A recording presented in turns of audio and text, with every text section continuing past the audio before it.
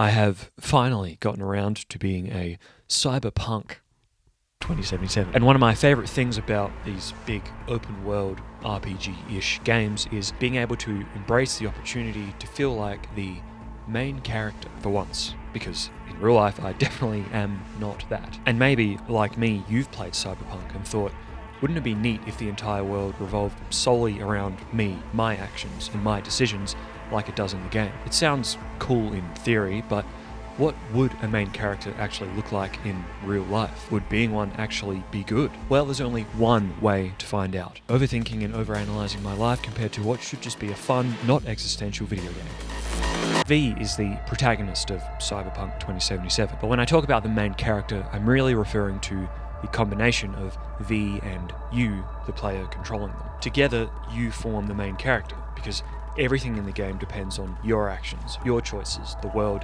and characters reacting to you and you alone. Missions, tasks, activities, meetings, no matter how urgent they might seem, can be started whenever you feel like it. Characters always wait exactly where you expect to find them, even after multiple days without seeing you. And whenever you do eventually decide to show up, it just happens to be at the perfect time, and no one has any qualms with your tardiness. You can go to an important funeral days after you were first invited to it, because you completely forgot about it until you saw the little blip on your map, but it only inexplicably all kicks off once you decide to arrive. That is the main character experience. In conversations with NPCs, they'll just stand there and wait indefinitely for you to consider your response. The most they'll do is comment on why you're just standing there silently staring at them. What are you waiting for? Which is hilarious every time, and not at all similar to my real-life conversations. Even when events occur throughout the city without your initial involvement, like police raids and ongoing crimes, the action only really commences upon your intervention. Like Night City is the forest, and the proverbial tree falling is a cyber psycho requiring detainment. The answer is no. They do not make a sound if you aren't there to observe them. Everyone involved, police, criminals, fixers, civilians, will patiently wait until you burst onto the scene, flaunting your main character energy. The only real exception of note that I can think of are off-screen events heard about in news stories and world-building lore that you aren't involved in. But most of that stuff happens elsewhere in the game's larger, inaccessible world. If it happens in Night City, you better believe everyone will wait until V is ready for it. Ultimately, being the main character in this kind of game means you decide what you want to do, when and how you want to do it, and rarely face consequences for those choices. I don't think I've actually failed a mission or encounter yet, aside from dying and restarting, because again, you are the all-important entity of this world. Even if you say something wrong during dialogue, or if you shoot someone in the face a little too early, there's minimal fallout, because everything caters to your experience being enjoyable. Can you even imagine living real life this way? Picture this purely hypothetical scenario. You've laid in bed for a week without leaving your house, rotting away on the internet and cheap fast food, wallowing in depression and anxiety and unwashed sheets, clothes, and body. When you finally gather enough self-respect to emerge from your musky pit of despair back into the world, you quickly realize that nothing stopped or waited for you, aside from maybe a message or two from concerned loved ones or frustrated employers. Everything soldiered on without you. Why?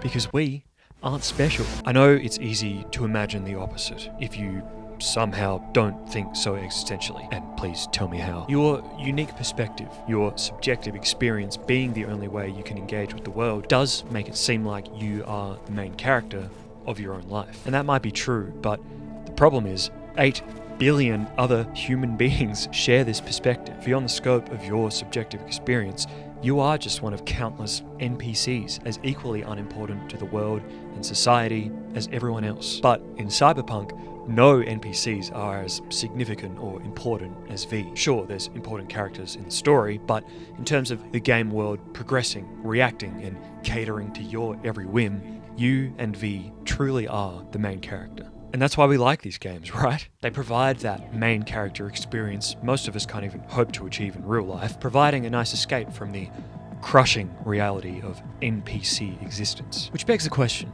if the vast majority of us are NPCs, then who is the main character of real life? Someone who the world stops and waits for, who can do what they want without consequence and can choose any stupid dialogue option or break whatever rules they want without fear of ruining the game. Either we're living in a simulation and one of you out there just happens to be the main character of this vast, complex virtual experience, or our main characters are everyone's favourite icons and my personal heroes. Politicians, world leaders, billionaires, famous celebrities, people with global influence and power. It's not a one-to-one comparison. Not every little detail and event on Earth reacts and caters to these people, but after long enough, to them, it probably does feel that way. We all hear stories about the fucked up shit rich and famous people do and get away with. Maybe it's partly because they adopt a main character mindset, believing they are the protagonist beyond the scope of their own lives. The world is their playground. There are no consequences, and we, if you're anything like me, lower middle class, blue collar, regular, boring ass work life and problems, are NPCs in their highly influential lives. And I would give it all up in a heartbeat to join them. I mean, it does sound appealing. In games, having everything and everyone prioritize your impulses without consequence also has the small added benefit of being way more fun to play. Open world games are popular for a reason. We love the idea of being able to choose which objective to tackle in whatever order tickles our pickles. It would be counterintuitive to the design philosophy of the open world genre to plop you down in a big map, give you a bunch of things to do and characters to interact with, only to shackle you to realistic time constraints or plausible NPC patience levels. As the main character in Cyberpunk, you and V also play a pivotal role not just in the character's story, obviously, but also the events that shape the game world. There's no spoilers in this video, don't worry, I'm still pretty early in the game anyway. But it is a common trope for these games to give their main characters great significance in their world. Through your actions, V's influence on Night City ranges from the small scale to dramatically shaping the future. Or at least implying so. I'm just assuming, again, I haven't finished the game. So the main character has impact on their world through the story.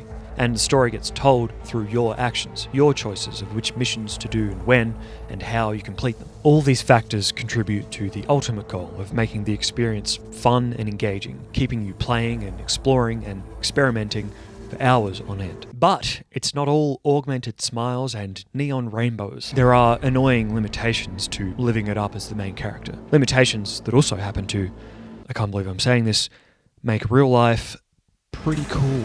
For all its pretty graphics, even on my poor little PC's medium settings, well-acted dialogue scenes and extensive world building, Cyberpunk still has a crazy lack of immersion. Night City often feels lifeless and boring, because you're the main character. To give you freedom, lack of consequence, and self-importance, the world can't continue on without you around to witness it. I mean, in Cyberpunk's case, sometimes it barely feels like it continues when you're witnessing it right in front of you. Sure, Night City looks cool. The map is designed well enough.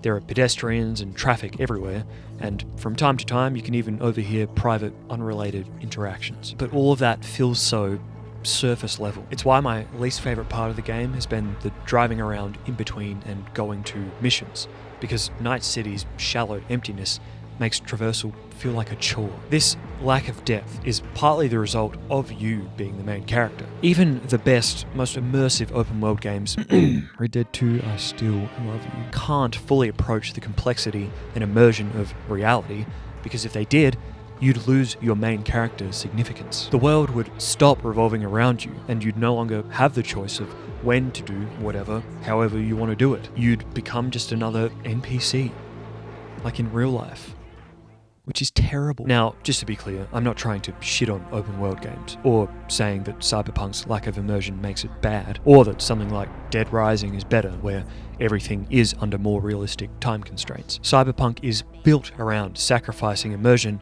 to make you the all-important main character and make the game fun. I mean, an open world game where you don't play as the main character and all that entails would kind of suck, wouldn't it?